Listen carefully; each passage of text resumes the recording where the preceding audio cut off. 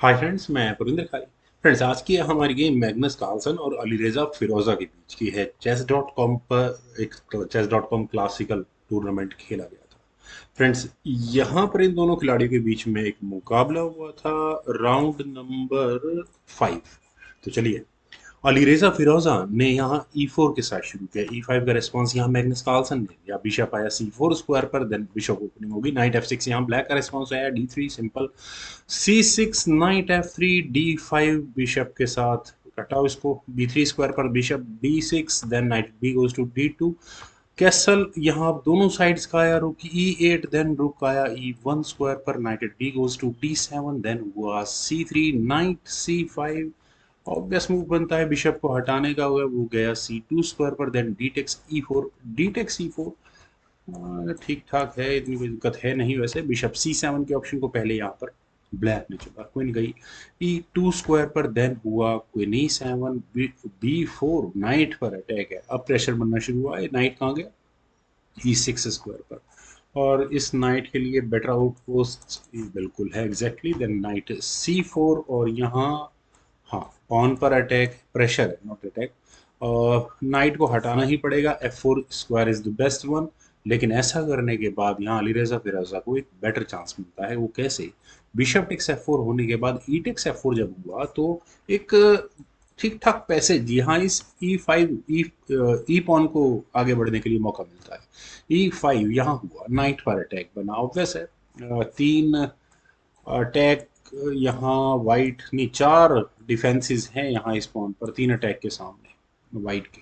Well, night हटाना पड़ा D5 square पर। Then what about this knight D6 move? Friends, exactly अगर इसी पॉइंट पर ये काम किया जाए तो आप कहेंगे कि यार ये एक्स्ट्रा पॉन देने वाली बात होगी। नहीं, क्योंकि यहाँ से अगर ये गेम आगे बढ़ेगी तो मेरे ख्याल से एक अच्छा खासा ऑप्शन मिलता है यहाँ से। वेल, बिशप टेक्स D6 अगर यहाँ खेला जाएगा तो पहले क्वीन D3 के ऑप्शन को ऑप्ट किया जाएगा और डायरेक्टली यहाँ चेकमेट की अटैक होगी। और उसके बाद जब भी जिस भी तरीके से मैटेरियल एक्सचेंज करते हैं तो बैक रैंक चेकमेट का खतरा भी रहता है। तो बिशप F5 ही एक सोल्यूशन निकल कर आता है। क्वीन टेक्स F5 होगा और अभी भी वो चेकमेटिंग थ्रेट होगी। इसका सोल्यूशन आप जी पॉन आगे पुश कर दो। फिर क्वीन हटेगी, उसके बाद कहीं जाकर शायद कुछ मैटेरियल एक्शंस किया जा सके। लेकिन चलते हैं गेम पर। यहाँ खेला गया, सॉरी, यहाँ से यहाँ खेला गया था नाइट D5 और यहाँ पॉन पर बिल्कुल अटैक है जो आगे जाकर क्वीन पर अटैक बनाने की कोशिश करेगा। तो यहाँ इस पॉइंट पर पहले खेला गया H3। तो क्या आप कहेंगे कि ये पॉन छोड़ दिया गया है? नहीं, आपको ये चेकमेटिंग थ्रेट बिल्कुल याद होगी। तो नाइट फंस जाएगा उल्टा यहाँ पर। खैर, यहाँ ब्लैक के पॉइंट ऑफ व्यू से, मैग्नस कार्लसन के पॉइंट ऑफ व्यू से रुक D8 बेटर ऑप्शन थी। लेकिन यहाँ G6 के ऑप्शन को पहले ब्लैक ने चुना। कार्लसन के दिमाग में भी ये मूव तो एटलीस्ट रहा ही है और अब पॉन को बचाना पड़ेगा। क्वीन गई D2 स्क्वायर पर, देन हुआ bishop E6 night D6। Finally ये मूव खेला गया। फ्रेंड्स, क्या यहाँ एक पॉन का लॉस हो रहा है? नहीं, बिल्कुल नहीं।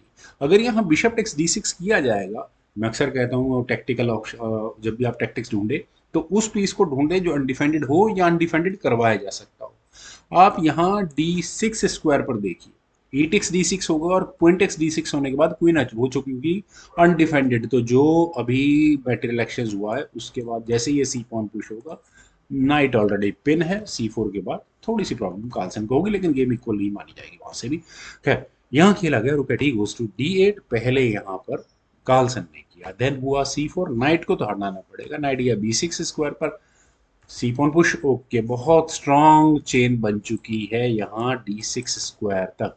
नाइट वापस आ गया, कोई इशू नहीं है, अब कोई प्रॉब्लम नहीं। क्या बिशप E4 B6, कोई दिक्कत नहीं। नाइट से ये आई प्रॉब्लम। यहाँ इस फॉक की तैयारी है C6 स्क्वायर से। इलाज क्या है? बिशप को एक कदम पीछे हटाओ, गया D7 स्क्वायर पर।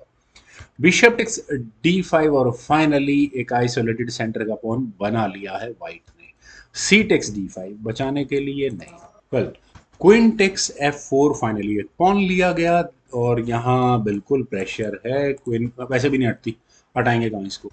B takes C5, B takes C5, रुक B8, देन रुक B1 रुक action asking rook takes B1 rook takes B1। जब गेम में कुछ समझ में ना आए तो थोड़ा बहुत मेटेरियल एक्शन करना सही स्ट्रेटेजी हो जाती है, वही कार्लसन ने यहाँ किया। रुक B8 दोबारा किया, रुक टेक्स B8 हुई चेक के साथ, बिशप टेक्स B8, देन हुआ नाइट F3, बिशप आया C5 C7 स्क्वायर पर, सॉरी क्वीन गई B4 स्क्वायर पर, और ये क्वीन कहाँ जाएगी ये क्लियर है, लेकिन इसको आने नहीं देना। तो बिशप आया C6 स्क्वायर पर, देन हुआ नाइट C8, और यहाँ पर फॉक है क्वीन और पॉन पर। तो एडवांटेज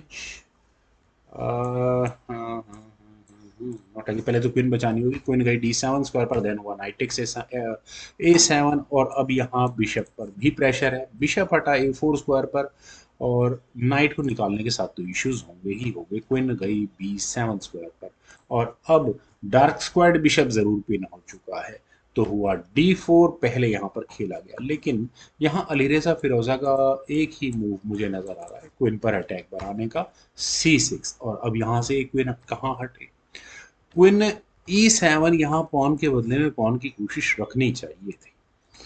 खैर चलिए कोई बात नहीं। कार्लसन ने यहाँ अपनी क्वीन को D8 स्क्वायर पर रखा, उनका टारगेट यही है कि ठीक है मैं पॉन आगे पुश करूंगा तो कुछ तो प्रेशर बनेगा व्हाइट के ऊपर।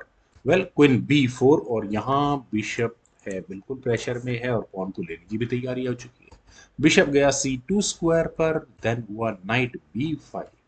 पहले यहाँ बिशप पर टारगेट है, बिशप E4 की ऑप्शन को यहाँ कार्लसन ने चुना, और उन्होंने नाइट और उसके बाद यहाँ पॉन दोनों को लेने की तैयारियां है। लेकिन नाइट टेक्स C7, और फ्रेंड्स अब यहाँ इस पॉइंट पर कार्लसन के पास दो ऑप्शन है। पहली ऑप्शन यहाँ इस सॉरी नाइट को लेने की है। चलिए एक बार देखते हैं बिशप टेक्स F3 से क्या होता है। वैसे तो यहाँ एक एक्स्ट्रा पॉन दिख ही रहा है मुझे। जी टेक्स F3 वैसा किया जाएगा, उसके बाद चाहे ब्लैक नाइट को पहले ले सकता है, लेकिन ऐसा करने के बाद बिल्कुल प्रॉब्लम है ही। या फिर क्वीन से चेक दी जा सकती है, किंग मूव हो जाएगा, क्वीन C1 चेक, क्वीन बीच में लगा लेते हैं तो पहुंच जाता है, उसके बाद नाइट पर इश्यूज बिल्कुल एग्जैक्टली। देन ई पॉन आगे पुश किया जा सकता है। खैर व्हाइट को डेफिनेटली अपर हैंड यहाँ से मिलता है। खैर सिंपल रखा कार्लसन ने इस गेम को, ज़्यादा लिबर्टी ली नहीं। क्वीन टेक्स C7 उनका टारगेट है कि ठीक है नाइट तो मैं अभी भी ले ही लूंगा, नहीं नाइट नहीं ले पाएंगे, और पॉन पर भी अटैक है, लेकिन ऑब्वियस है नाइट C4 हो जाएगा, प्रॉब्लम इज सॉल्व।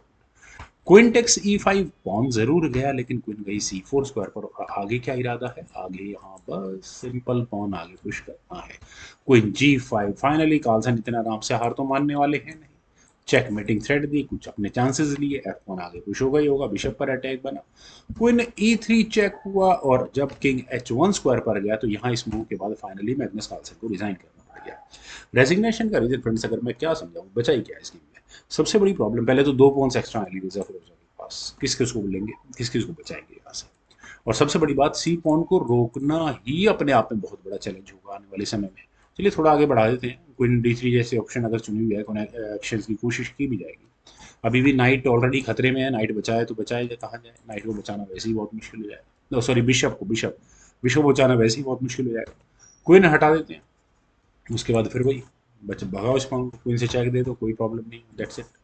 कुछ होगा नहीं इस गेम में मैग्नस कार्लसन के लिए। फ्रेंड्स मुझे उम्मीद है काफ़ी अच्छी गेम लगी मुझे, आप लोगों को भी जरूर पसंद आई होगी। तो आप लोग वीडियो को लाइक करें, शेयर करें, और मेरे सी टी वी चैनल को प्लीज सब्सक्राइब जरूर करें। आपके कमेंट्स का मुझे बेहद इंतजार रहेगा। Thank you for watching and bye for now.